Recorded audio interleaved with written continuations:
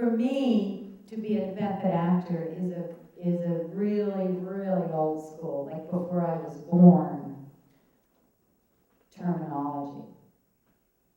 The genesis of it was in Moscow with Stanislavski and Chekhov's plays, when a new theater that is actually what independent film grew out of, this new way of actors performing. It had been a very stylized kind of thing that had been done up until this time. And Marlon Brando and all of that whole school of modern day acting grew out of a trip that a handful of brave souls took to Russia years ago and studied with him and brought back. And no sooner did they get back here that all of them began to argue about what it was that they had been told acting is. And a schism began that still exists today, as if there was one right way. And, you know, either you do Meisner or you do HB or you at the Actors Studio. And now, in what is it, 2009?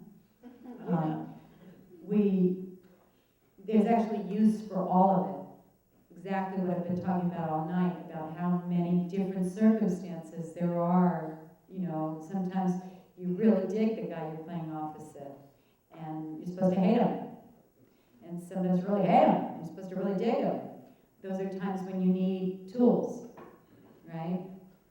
But when you work opposite Benicio del Toro and you have to have a, you know, long-established marriage, it's basically no conversation needs to be had. I know he believes it and I believe it. Done. Work done. Right? It's when it's not happening that you reach into, I can't remember if it's Meisner that used the term toolbox, but that's when technique, and in my opinion, all technique is valid, except the technique that's getting in your way. Every character requires a different kind of preparation. That is an actor's work. The obvious thing is learn your lines, hit your marks, show up on time. But an actor's work is about a preparation. And a preparation is not something that then you carry with you into the playing of the scene, but that prepares you to play the scene. Emotional preparation is a harder cat to describe, and I would be reticent to dissemble it too much, except to say it is easy for me to, from a good script, understand my character's circumstances, and it is incredibly easy for me to believe those circumstances. And then I just be. I'm a method actor through and through, a method actor, and this question that you're asking is the real, you know, bone of contention of what it means to be, in fact, a method actor. Several years ago, I began to notice, as I walk away from a character, that there is an actual molecular restructuring in my body. Sometimes after working, I can spend more days than you might imagine laying on a couch, doing pretty much nothing.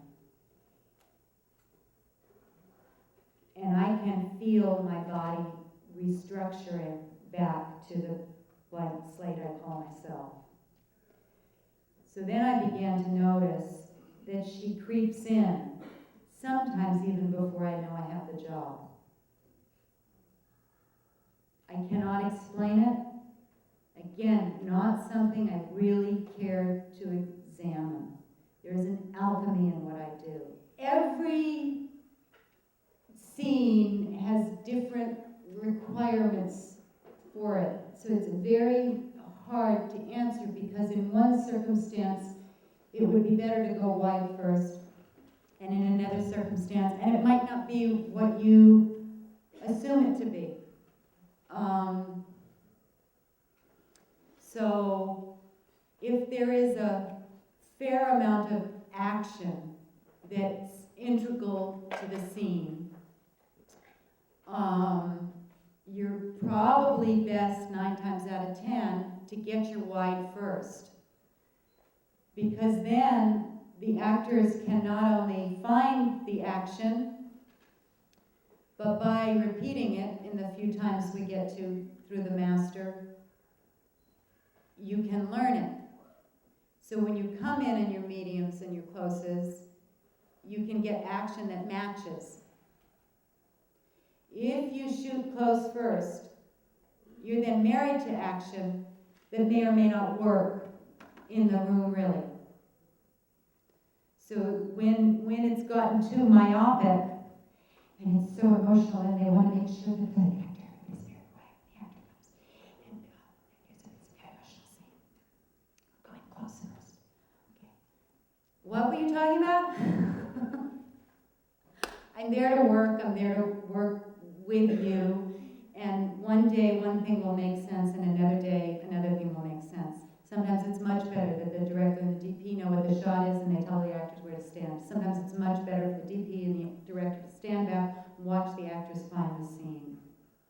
And it would be a lengthy seminar to begin to dissemble when is the right time, and then probably the next day really working, it would be exactly the opposite.